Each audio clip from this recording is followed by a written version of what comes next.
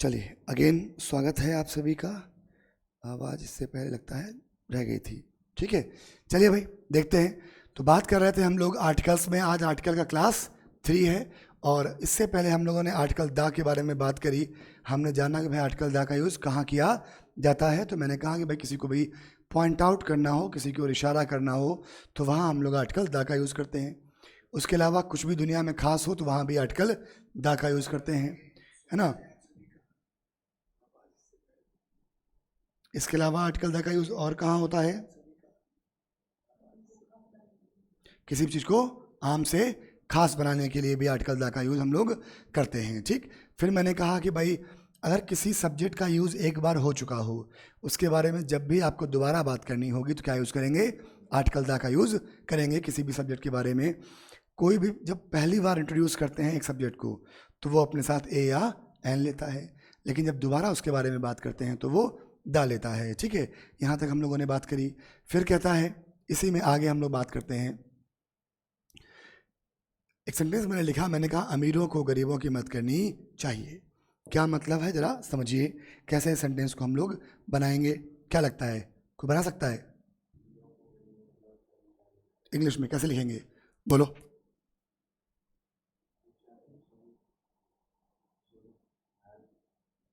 क्या तुम बोलो? अब देखो, कहता है कि the plus adjective, the plus adjective. सामान्य तौर पर जो आर्टिकल द है ये किसके साथ आता है? बोलो? नाउन के साथ में। आर्टिकल्स जो हैं वो परम चापलूस हैं किसके? नाउन के, साहब के, बाबूजी के, है ना। लेकिन अगर किसी कंडीशन में एडजेक्टिव के साथ दा लग जाए या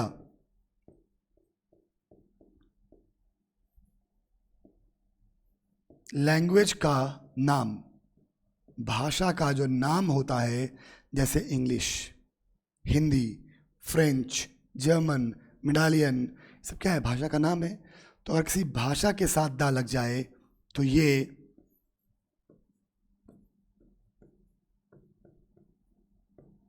रिप्रेजेंट करता है एक पूरे क्लास, कम्युनिटी,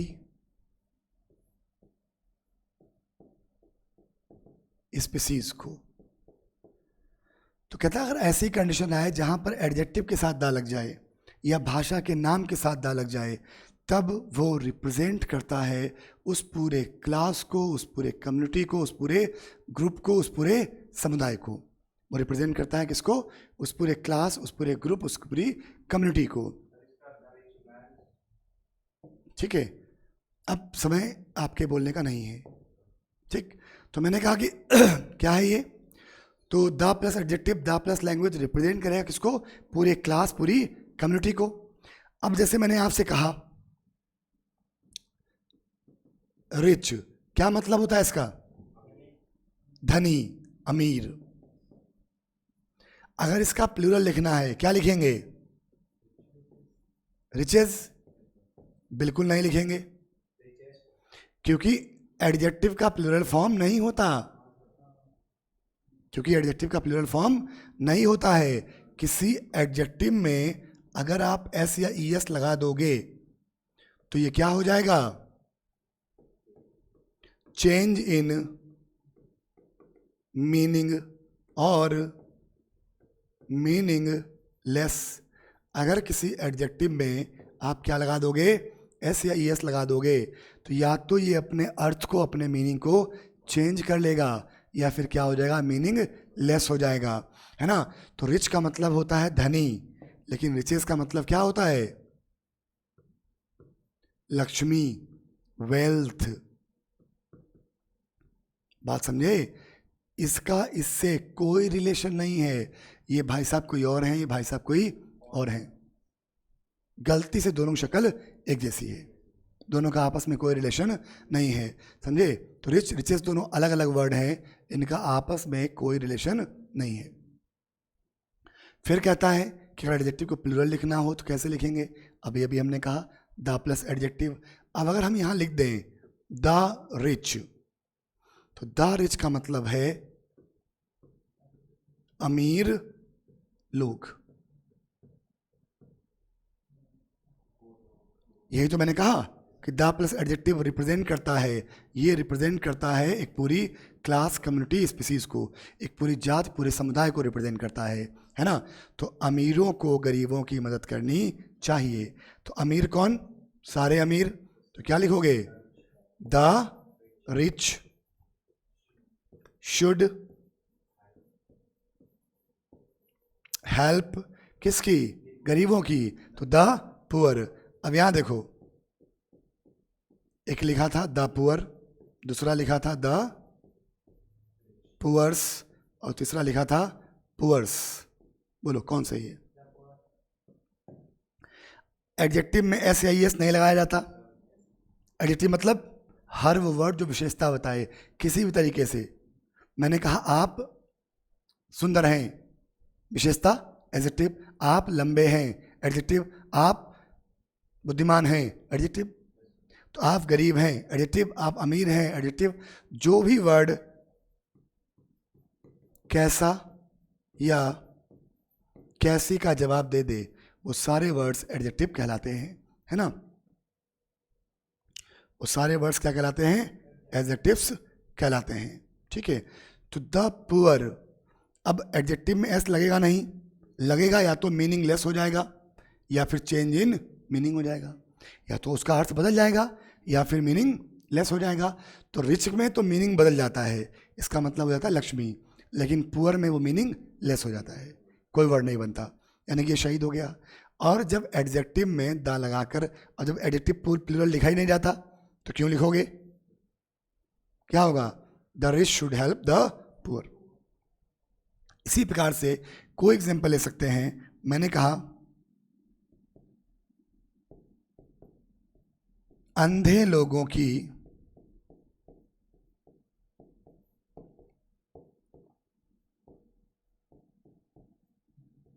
देखभाल की जानी चाहिए। कितने प्रकार के अंधे होते हैं? मैंने आपसे पूछा कितने प्रकार के अंधे होते हैं? एनीवन?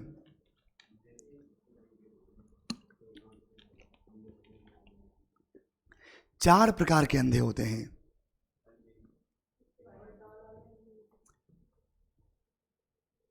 ये एक आंख से अंधा है, इसको बोलते हैं ब्लाइंड इन।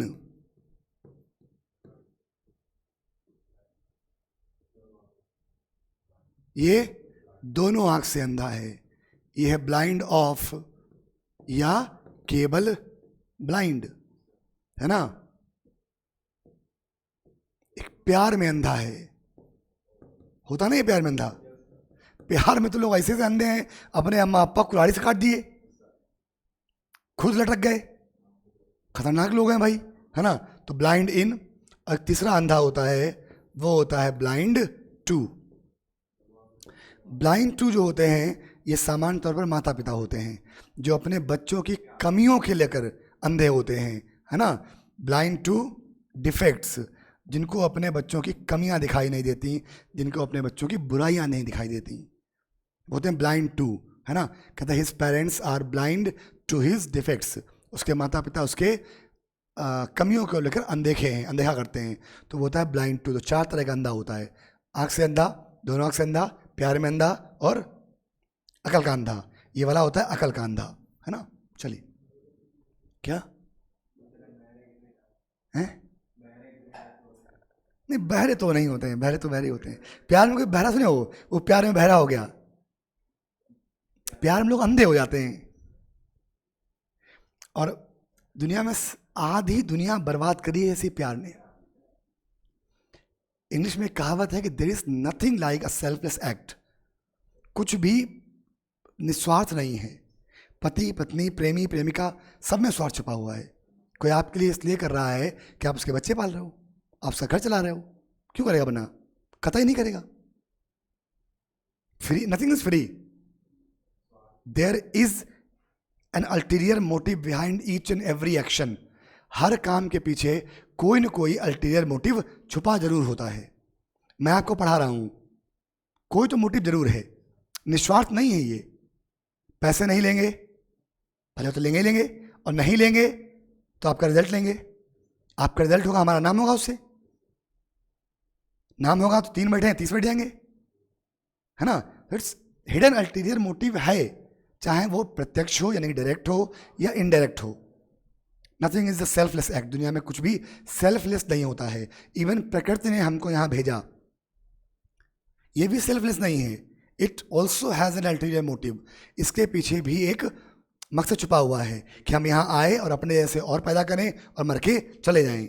ये प्रकृति का वो है सिद्धांत। प्रकृति चाहती है कि आपके जैसे और हों और आप निकलें, जैसे आपका काम खत्म आप बाय। ये रूल है, ये प्रकृति का नियम है। आपके रिप्रोडक्शन के बाद आपकी कोई वैल्यू नहीं है, आप रहे ना रहे कोई फर्क नहीं पड़ता प्रकृति को। तो हर चीज के पीछे छुपा हुआ मकसद है, कोई भी, कोई नाम के लिए, कोई पैसे के लिए, कोई शरीर के लिए, कोई तन मन धन, अल्टीरियर मोटिव है जरूर। नथिंग इज सेल्फलेस, है ना। चलिए अब देखिए, तो अंधे लोगों की देखभाल की जानी चाहिए। तो अंधे लोग मेरे बच्चे कौन से, कौन से? सारे अंधे लोग ना, यानी कि क्या लिखोगे? The blind. जैसे आपने ब्लाइंड के पहले दा लगाया, इसका मतलब सारे अंधे लोग हो गए। तो द ब्लाइंड शुड, अब कौन देखभाल करेगा? कोई और करेगा, और कोई और जब काम करता है तो सेंटेंस पैसिव वॉइस में लिखा जाता है, और पैसिव वॉइस में shall, will, shall, should, might के बाद बी लगता है। तो the blind should be taken care of. Take care का थर्ड फॉर्म है। टेक केयर का मतलब देखभाल करना, और टेकन केयर मतलब उसी का थर्ड फॉर्म। तो the blind should be taken care of. अंधे लोगों की देखभाल की जानी चाहिए, है ना। यानी कि जैसे हमने दा प्लस लिखा, वो पूरी कम्युनिटी ग्रुप को रिप्रेजेंट करेगा, ठीक। इसी प्रकार से, क्या मेरी बात यहां तक क्लियर है सभी को? डन है। अब इसी तरह से हम लोग एक चीज और देखते हैं, जरा समझिए मेरी बात को।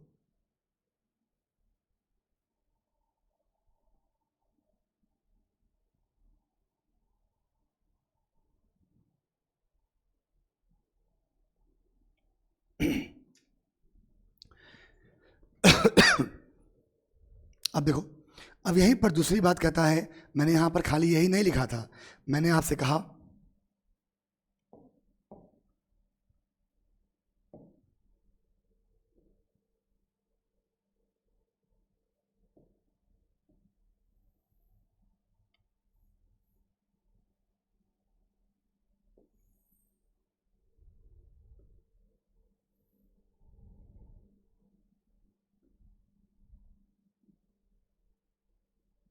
ठीक है। चलो अब देखो, तो मैंने कहा कि ये the plus adjective, the plus language, इसके अलावा द प्लस सिंगुलर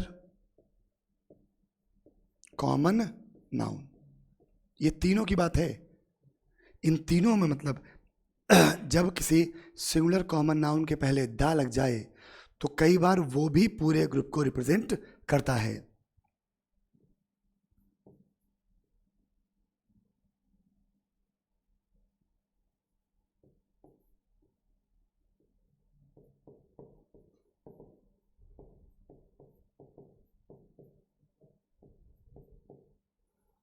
इनके साथ मतलब सिंगुलर कॉमन नाउन कैसे बताओ? एक सिंगुलर कॉमन नाउन का एग्जांपल दो। The boy, the girl, the cat, the rat, the mat, the dog, है ना, द लायन, कुछ भी। तो क्या है? सिंगुलर कॉमन नाउन, द लगा दो। तो ये पूरे ग्रुप को रिप्रेजेंट करेगा। जब कब? जब आपको क्लियर हो कि ये स्पीसीज के बारे में बात हो रही है। क्योंकि कई बार द का यूज तो इशारा करने के लिए भी होता है। अब मैंने कहा कि वो बिल्ली जो वहां बैठी है, तो द कैट, तो इसका मतलब नहीं है कि पूरी बिल्ली जाती। द के दो अलग अलग यूज हैं, एक जाति को रिप्रेजेंट करने के लिए भी और एक इशारा करने के लिए भी। तो वो सेंटेंस विल डिटरमिन यहां पर वो इशारा कर रहा है या जाति को रिप्रेजेंट कर रहा है। क्लियर है बात? चलो अब इस पे जरा एग्जाम्पल देखते हैं। लैंग्वेज में भी दा लगाकर जाति के बारे में बात की जाती है, पूरी स्पीसीज के बारे में बात की जाती है। चलिए भाई देखते हैं उसके बारे में भी।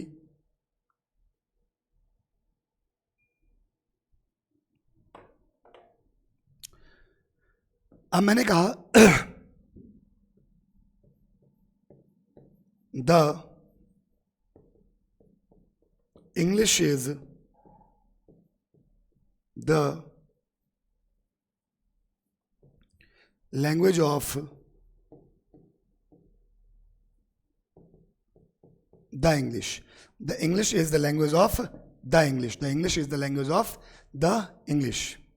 अब देखो, केवल इंग्लिश की अगर मैं बात करूं तो इंग्लिश का मतलब क्या होता है? अंग्रेजी। लेकिन दा लगा दो, द इंग्लिश, इसका मतलब क्या हो जाएगा? अंग्रेज। दा प्लस लैंग्वेज मतलब बदल गया, ठीक। तो अब इस सेंटेंस का मतलब है कि अंग्रेजी है अंग्रेजों की भाषा। अंग्रेजी है अंग्रेजों की भाषा। तो बताओ मेरे बच्चे, कौन सा दा हटेगा? ये वाला दा हट जाएगा, ठीक है। आपकी बात मैंने मान ली और दा हटा दिया। अब इंग्लिश का मतलब क्या हो गया? अंग्रेजी। ऑफ मतलब की, लैंग्वेज मतलब भाषा, इज मतलब है, और द इंग्लिश मतलब अंग्रेज। पढ़ो, अंग्रेजी की भाषा है अंग्रेज। अंग्रेजों की भाषा है अंग्रेजी। तो बाद वाला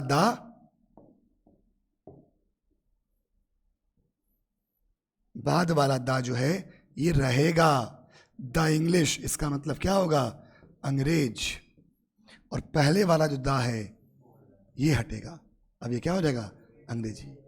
अंग्रेजों की भाषा है अंग्रेजी। इंग्लिश में उल्टा लिखा जाता है हिंदी से। तो English is the language of the English. अंग्रेजी है भाषा अंग्रेजों की। धन्यवाद। तो हमने क्या किया? तो the plus language, the plus singular common noun, है ना।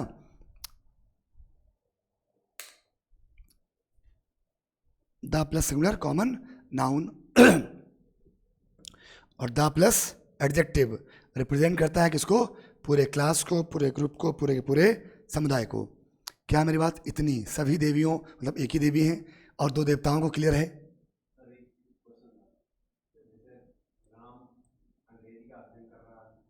राम इज स्टडिंग इंग्लिश, बिल्कुल नहीं लगेगा ना।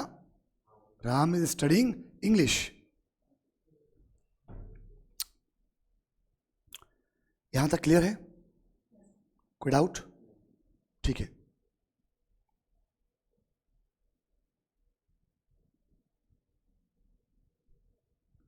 चलिए अब यहां पर दूसरी बात देखते हैं। इसी तरीके से मैंने आपसे एक बात कही, इसी तरीके से मैंने आपसे कहा क्या कहा? मैंने कहा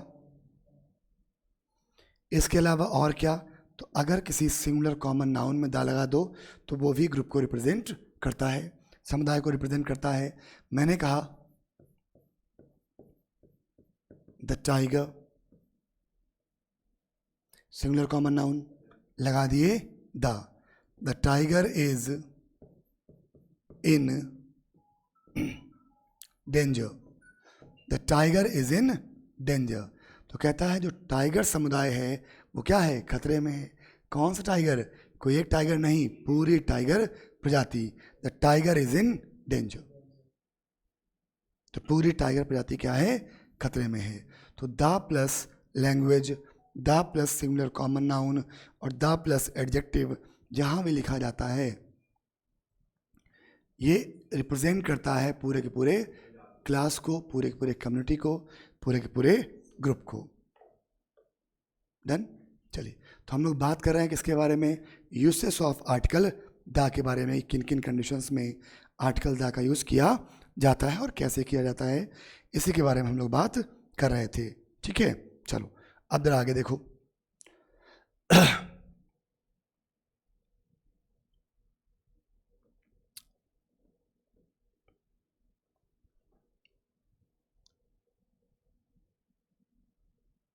ठीक है।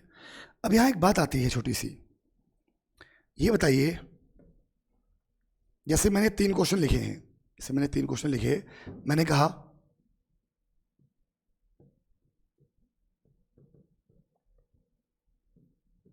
The rich should help the poor, पहला। दूसरा मैंने कहा कि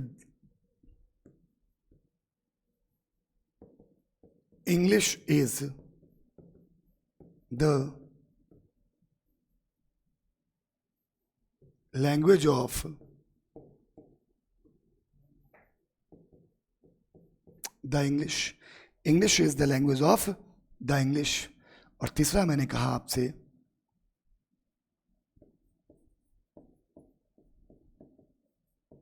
the tiger is in danger. चलो बोलो, इन तीनों सेंटेंस में से को ध्यान से देखिए, और कुछ ऐसा नहीं लगता कि आपको हमसे पूछना चाहिए। तीनों सेंटेंस ध्यान से पढ़ो और पढ़ के कोई क्वेश्चन हमसे पूछो। हम ये उम्मीद करेंगे कि आप सब हमसे एक अच्छा क्वेश्चन पूछेंगे। हाँ, नहीं, फीलिंग है, एब्स्ट्रैक्ट नाउन दा नहीं रहती।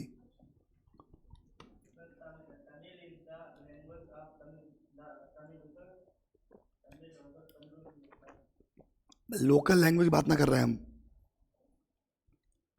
वैसे एप्लीकेबल वहीं वहाँ भी है, एप्लीकेबल वहाँ भी है। और बोलो,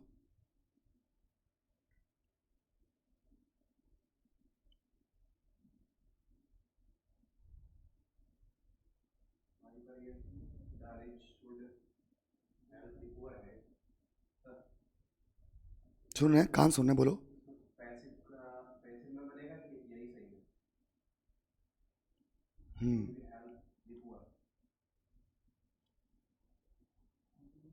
पैसे का मतलब क्या होता है?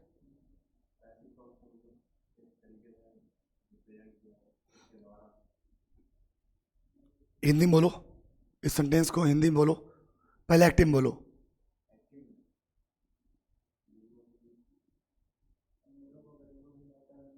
ये एक्टिव हो गया। पैसिव, गरीबों की मदद अमीरों के द्वारा होनी चाहिए, ये पैसिव होगा ना। पैसिव में कहाँ लिखा है?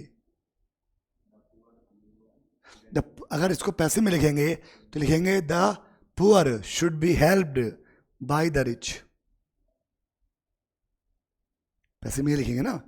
राम आम खाता है, एक्टिव, आम राम के द्वारा खाया जाता है, पैसिव। जब ऑब्जेक्ट आ जाए सब्जेक्ट की जगह पर, सब्जेक्ट आ जाए ऑब्जेक्ट की जगह पर।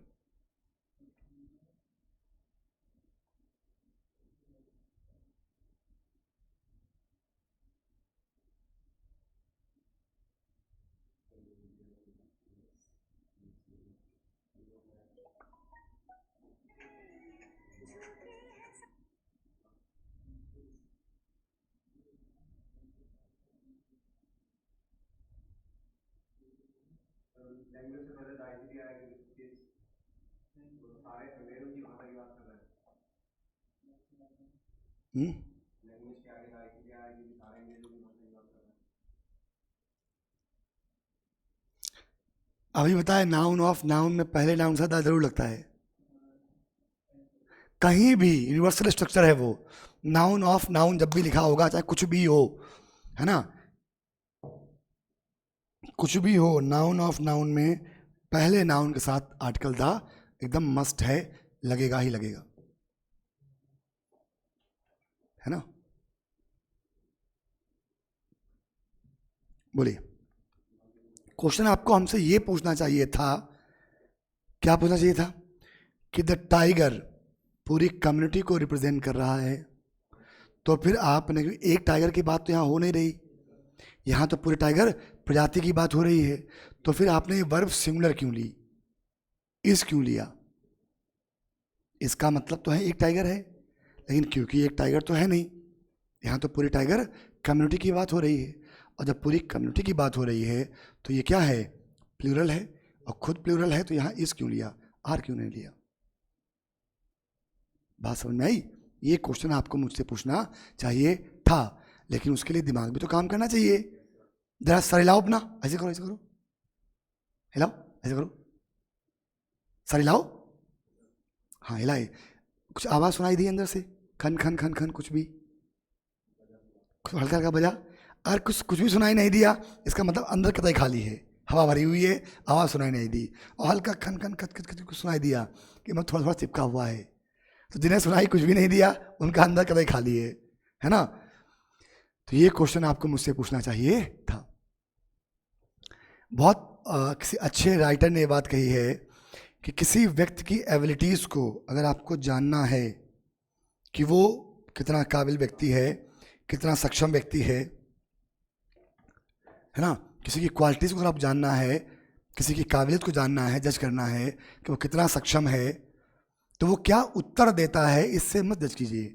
उत्तर याद कर किया जाता है, आंसर जो है वो रटा जा सकता है। वो क्या प्रश्न पूछता है इससे आप उसकी पर्सनालिटी को जज कर सकते हैं, क्योंकि प्रश्न याद नहीं किए जाते हैं। कभी किसी एग्जाम में आपने प्रश्न याद किए, उत्तर याद किए हैं। उत्तर रट के दिए जाते हैं, प्रश्न रट के नहीं दिए जाते। तो जो बच्चे बहुत बढ़िया क्वेश्चन पूछते हैं बचपन में, आप देखिए उनका इंटेलेक्चुअल हमेशा बहुत अच्छा होता है। और जो थोथा तुरैया होते हैं, जिनके जीवन में खाली पॉप्स पॉप्स दे दो, कुछ खाने, यही दिन में करते थे पूरे दिन। मोबाइल, असली बर्बाद तो मोबाइल लेके, जिसके जो बच्चे मोबाइल देखते हैं इस बचपन में, आज की एज में, वो गए, उनका जीवन में कुछ नहीं हो सकता। क्योंकि मोबाइल क्या करता है कि माइंड को बिल्कुल जाम कर देता है। कुछ सोचने, जैसे माइंड है तो माइंड तो ऐसा है कि इधर सोचेगा, इधर सोचेगा, इधर सोचेगा, इधर सोचेगा, इधर सोचेगा, इधर सोचेगा, इधर सोचेगा। अब मोबाइल क्या करता है कि माइंड को ऐसे होने नहीं देता, कहता है ऐसे केंद्रित है, बिल्कुल वो रील्स पे ही केंद्रित है, उन्हीं पे चमगादड़ों पे केंद्रित है, कुछ सोच ही नहीं रहा बच्चा। तो उसका जो ओवरऑल ग्रोथ है वो बिल्कुल गायब हो जाता है ना? तो अपने बच्चों को बोलेंगे कुश्ती लड़ो, घुसम पैट मारो, जूते मारो, डंडे मारो, लड़ो झगड़ो, मोबाइल नहीं लो बस। हम तो नहीं करते भाई, जो मना है करो, सर फोड़ डालो दूसरे का, लेकिन मोबाइल नहीं देखोगे। मोबाइल नहीं छूना है आपको, क्यों? मोबाइल देखोगे तब ऐसे हो जाओगे। माइंड होना चाहिए ऐसा एकदम वर्सेटाइल। अब दूसरे क्या, हम अगर अपनी ही बात करें, क्लास से पहले या कभी भी हम अगर मोबाइल देखते हैं तो जितनी हमारी प्लानिंग है सब बेकार। मालूम चलता है कि हमने प्लान कुछ और किया था, वो याद ही नहीं रहा। सामान्य तौर पर हम रील्स वील्स नहीं देखते हैं, मतलब हम बहुत ही कम, शादी के भी देखते हैं रील्स वील्स। हमको हॉलीवुड की मूवीज़ अच्छी लगती हैं, वेब सीरीज़ अच्छी लगती हैं, तो हम सब वही देखते रहते हैं ऑल टाइम। जब भी हम फ्री होते हैं, जब भी हमको समय मिलता है, स्पेशली वॉशरूम में या ट्रेन में, दो जगह देखते हैं हम। आराम से बैठे 20 मिनट देख ली, 10 मिनट देख ली, ट्रेन में फ्री हैं वहाँ देख ली, या कहीं जा रहे हैं गाड़ी कोई और ड्राइव कर रहा है तो देख ली। तो हम केवल वेब सीरीज देखते हैं, वो भी इंग्लिश वाली, सबटाइटल में, थोड़ा कुछ सीखने, मतलब हमारा समय जा रहा है, कुछ तो सीखने को हमको मिले। कोई अगर हम गाना भी देखते हैं यूट्यूब पर तो हम उसमें सबटाइटल पहले सर्च कर लेते हैं, वो जो बोल रहा है कम से कम उसका कुछ तो इंग्लिश मतलब निकले हमें। तो वो हम जैसे एक दिन गोविंदा का मूवी देख रहे थे, एक दिन गाना देख रहे थे, है ना? तो इसका बहुत बढ़िया लाइन है, मैंने पूरी एकदम याद करी कि भाई देखो कितने बढ़िया, बहुत शानदार तरीके से इंग्लिश यूज़ की है। चलिए देखते हैं भाई, तो क्यों हमने किया पहले ये समझा जाए।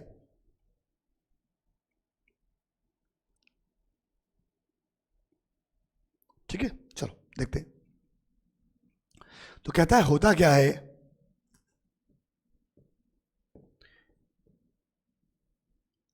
ये बताओ,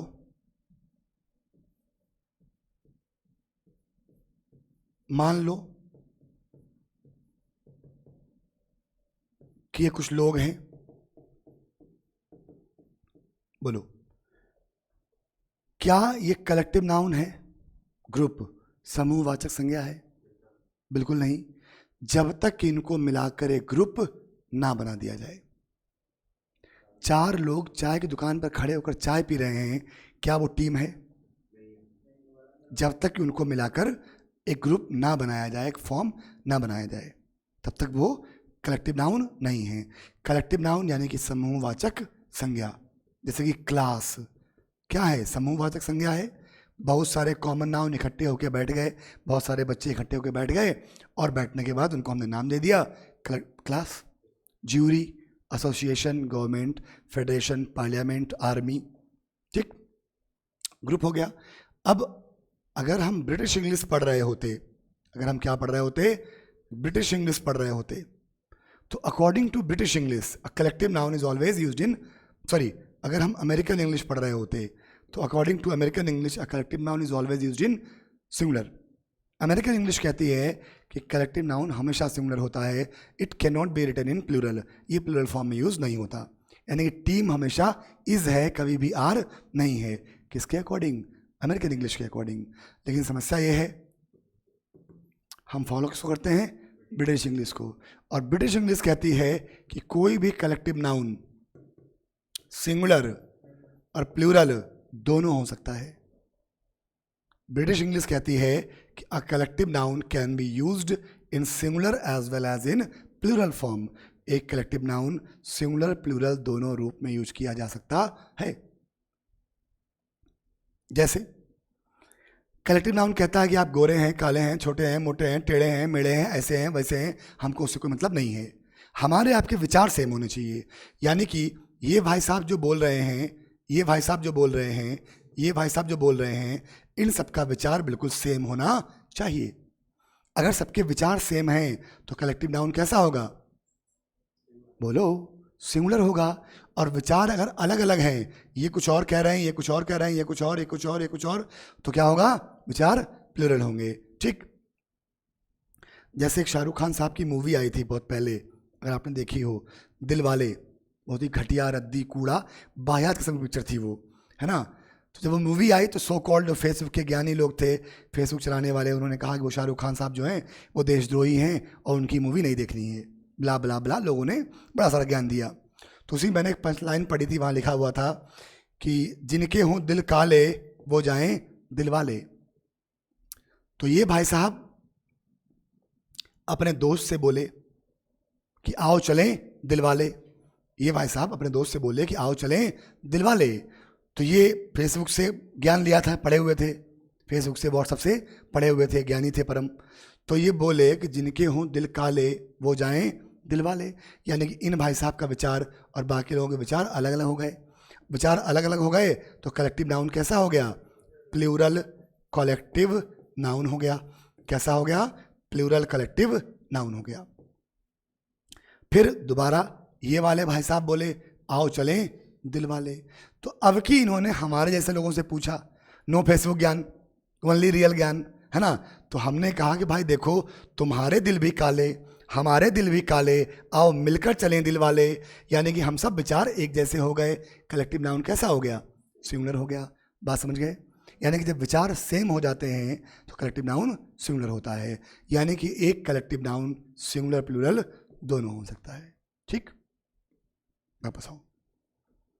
अब हमारे पास कलेक्टिव नाउन कितने हैं? ये क्या हुआ?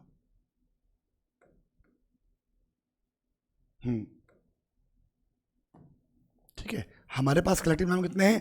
3। पहला कलेक्टिव नाउन हमने बनाया द प्लस एडजेक्टिव मिलाकर। भाई ग्रुप बनाया, स्पीसीज बनाया, है तो कलेक्टिव नाउन, जो भी पूरे ग्रुप को रिप्रेजेंट करे सब कलेक्टिव नाउन है।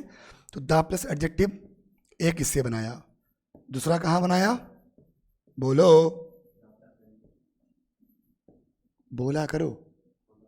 अगर सबकी आवाज़ नहीं आएगी तो हम उसको प्रिंस को बुला के चेक करवाएंगे कि ऐसा नहीं तुम टहल लिए, जिंदा हो तो बोलोगे, है ना। जीवित लोग बोलते हैं, क्लास में रख के उन्हें क्लियर है? Yes sir. समझ गए? Yes sir. कोई डाउट है? No sir. ऐसे लोगों को क्लास में हम बैठने नहीं देते हैं। तो बहुत छोटा क्लासरूम है। केडी के जो क्लासेस थे हमारे, एक एक बैच में 700 बच्चा बैठता था। और ऐसे बैच अभी भी, जो मैंने अभी जस्ट छोड़े हैं, 1 महीने हुआ ख़त्म किए बैच, तो ऐसे बैचेस जिनमें लोग कहते थे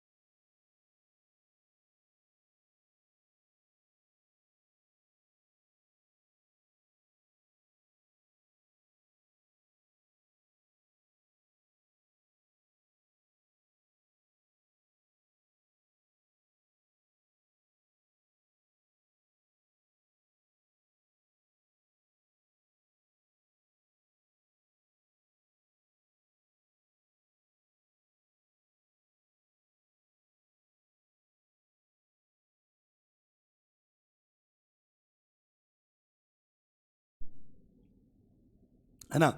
तो the plus adjective the plus language वाला ग्रुप कैसा बनेगा? प्लूरल ग्रुप बनेगा। The plus language the plus adjective वाला ग्रुप कैसा बनेगा? प्लूरल बनेगा।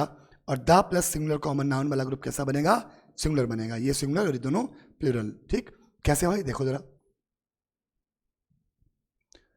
अच्छा ये बताओ, ये जो वर्ब लिखी है गो, सिंगुलर है कि प्लूरल?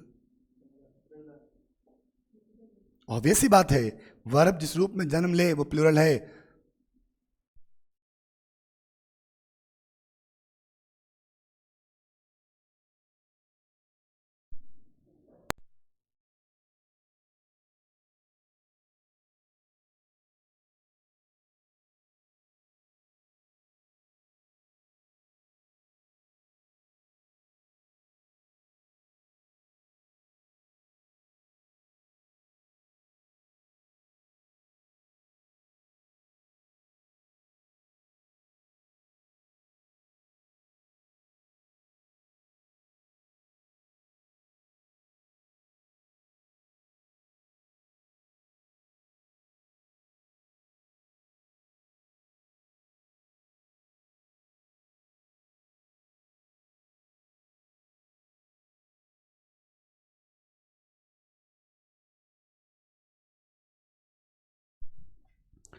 चलो अब देखिए, हम जब पढ़ाते थे तो हम तो क्लास में मैगी, बच्चे बैठे हुए पूरा क्लास भरा हुआ है, मैगी मंगा लिया, खाते रहे अपने।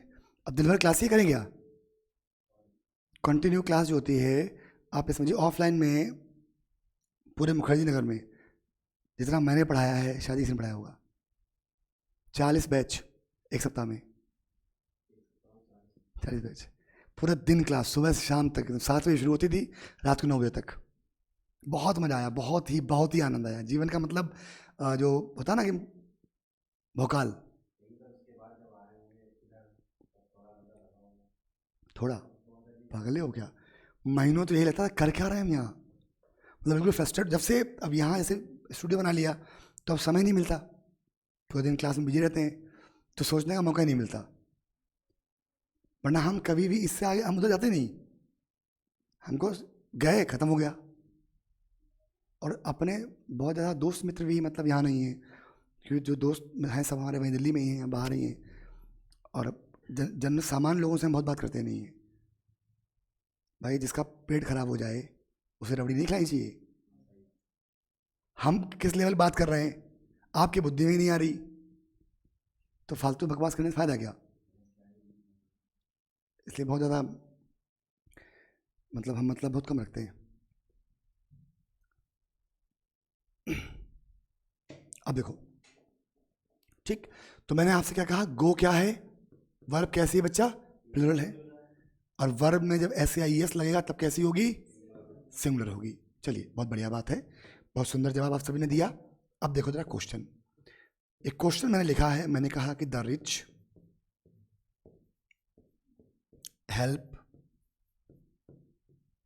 helps the poor, the rich helps the poor। फिर मैंने कहा the cat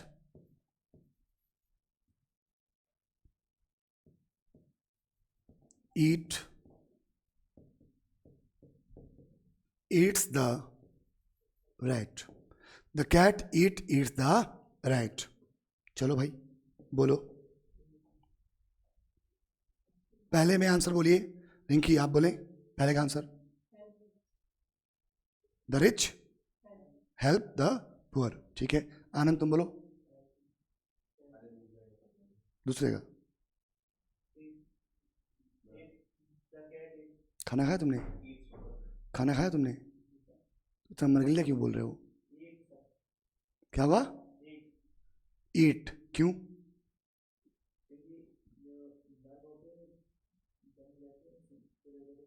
प्लूरल होती है।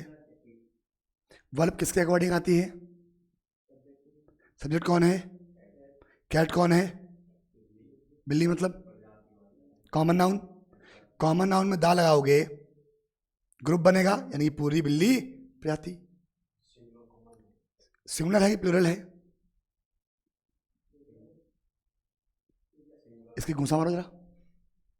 मारो। हाँ ठीक है, इधर देखो, ये सिंगुलर है कि plural? The plus singular common noun जो ग्रुप बनाएगा वो कैसा बनेगा? खुद सिंगुलर। तो आने वाली वर्ब भी वर्ब सिंगुलर कब होती है? The cat eats the rat. The cat eats the rat. सभी बिल्लियां सभी चूहे खाती हैं। एकदम बिंदास होके हंस सकते हैं, कोई दिक्कत नहीं है। 3 काम बिल्कुल बिंदास होकर करने हैं, विदाउट एनी हेजिटेशन। खाना, जम के खाना है। किसी पर क्यों से? नहीं नहीं नहीं, कहाँ?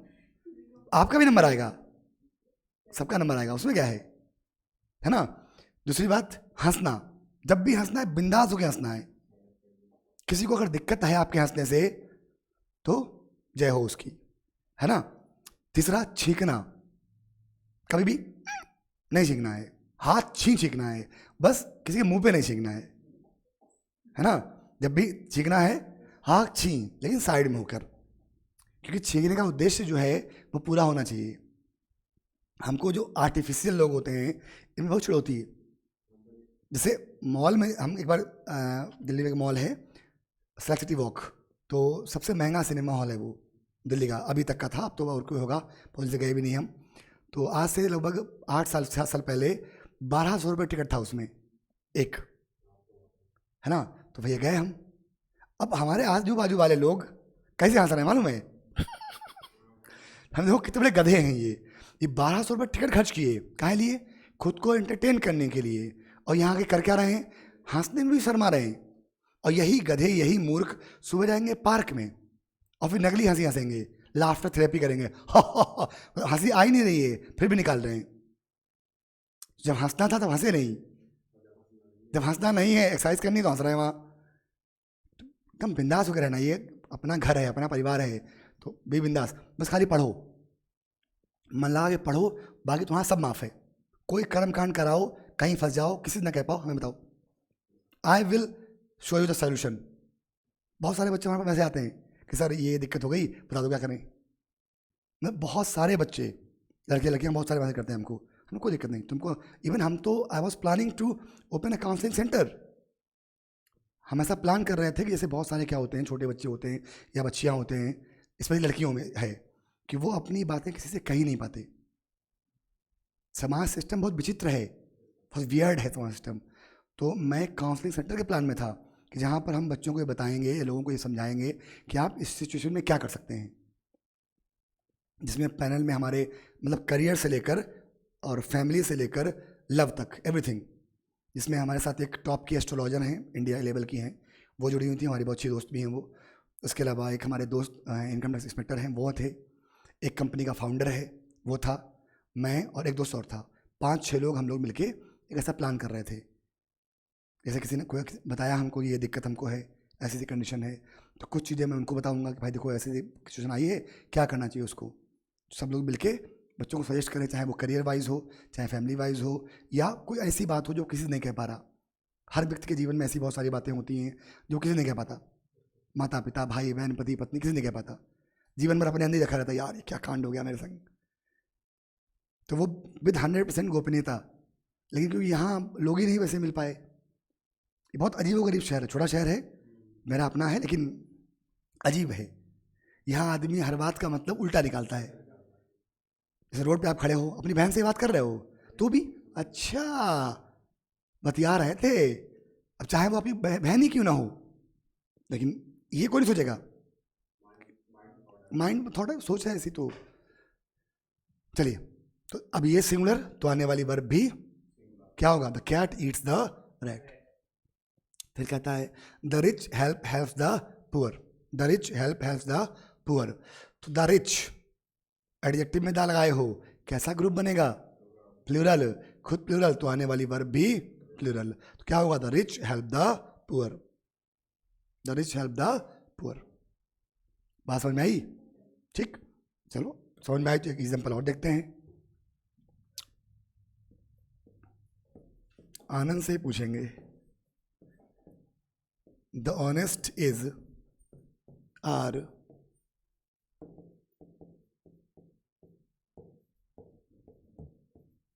praised by everyone.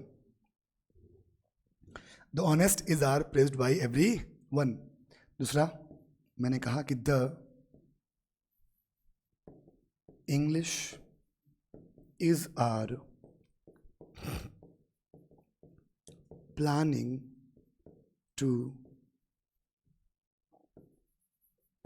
Rule the world again. The English is are planning to rule the world again. ठीक, चलो पहले में बोलो, दूसरे में बोलो।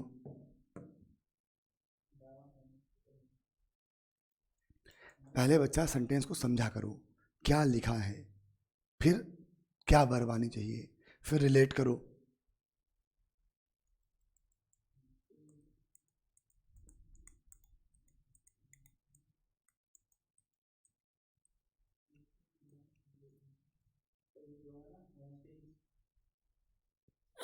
ठीक है, ऑनेस्टी कहाँ लिखा है?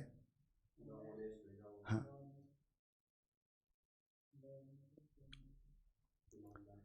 अच्छा तुम्हारे बगल में देवी बैठी है तो शर्म लग रही होगी? नहीं ना, नहीं लगनी चाहिए, क्योंकि वो भी बहुत होशियार नहीं है। जो तुम्हारा हाल है वही उनका हाल है। आधा बच्चा क्लास में इसी चक्कर में परेशान रहता है कि बगल वाली क्या सोचेगी, हमारी इज्जत तो खराब हो जाएगी। अरे गधे, तुम्हारी इज्जत है कहाँ? इज्जत कहीं है तुम्हारी? ये हम तुम्हारे लिए नहीं बोल रहे हैं, ये मतलब इंटायर जो भी बच्चे ऑनलाइन देख सबके लिए बोल रहे हैं। तुम्हारी इज्जत है कहाँ जो खराब होगी? इज्जत तो तब बनेगी जब रिजल्ट हो जाएगा। अगर रिजल्ट नहीं हुआ तो कहीं इज्जत नहीं है, मोहल्ले में, घर में, कहीं परिवार में कहीं इज्जत नहीं। लोग तुम और तुम्हारे अपने नज़रों में भी नहीं भाई। घर में कौन पूछ रहा तुमको?